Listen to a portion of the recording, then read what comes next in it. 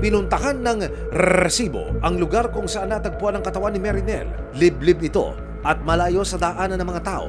Doon po nakita yung bangkay ng batang babae. Sa gawin na yun, doon banda po. Yung pong may kulay black, may stain.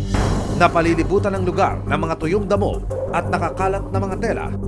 Mga kapuso, nakakuha rin ho ang resibo ng tinatawag na autopsy report na inilabas po ng Regional Forensic Unit 3 ng Philippine National Police.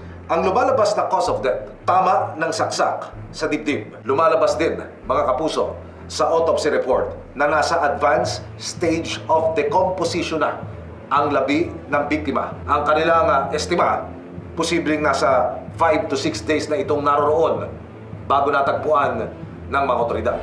Sa loob ng 2 araw, nagsagawa ng hot pursuit ang PNP Bustos, Bulacan. Meron po tayong unang witness na which is si alias King na nagkwento nga daw po itong si alias Ngola na meron nga daw pong si alias Ngola ay isang saksi po doon sa ating insidente po ng panggagahasa at noon nga pong April 21 nakuha po natin yon yung ating unang suspect is doon niya na nga po dinisclose yung mga kasama niya pa po na involved sa pagkamatay po ng ating biktima. Arestado ang 3 suspect na sina alias Ronel, Joel at Ngola. Lahat sila nakakarap sa kasong rape with homicide. Pero laking gulat ng pulisya at pamilya ng biktima nang kumanta ang isang suspect. Itinuro nito ang isa pa umunong sangkot sa krimen. Ang mismo ama ng biktima na si Daniel. So lumalabas po ng suspect po natin dito ay 4. Kabilang nga po dito ang kanyang mismong magulang ng kanyang biological father na si alias Daniel po. Hindi ko po kasi talagang iniisip. Wala po talaga. Hindi po nag-i-stick talaga sa isip ko eh. Kasi nga po nga, yun nga yung sinasabi ko nga po sa inyo na that time, tinutulungan niya ako. Kung sinabi ko hanapin namin. 2 araw matapos maaresto, sinamakan ng resibo si Mean sa presinto kung saan nakakulong ang kanyang asawa. Ang ama ng biktima sinubukan namang magpaliwanag sa nagdadalamhating ina. Ito, pakinggan mo muna ako. Hindi ko magagawa sa anak natin yan. Tandaan mo yan.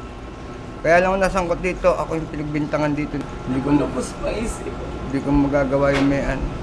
Bakit pinasasangkot? Pinagbintangan ako ni Mole. Lalabas ang katotohanan. Hindi ko naman po pwedeng isipin kung pagtakpan siya kasi krimen yung ginawa niya. Ang puting bestida na binili ni Mean para sa anak, wala pang 1 buwan bago ito masawi.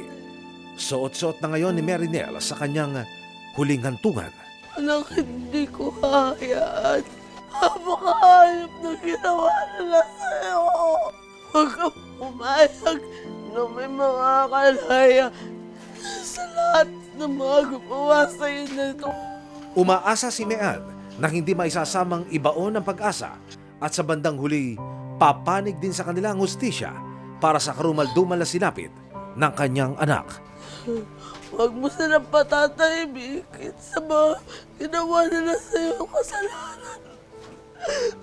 Ang tagal ko kayo hinikatan. Mahal na mahal ko kayo.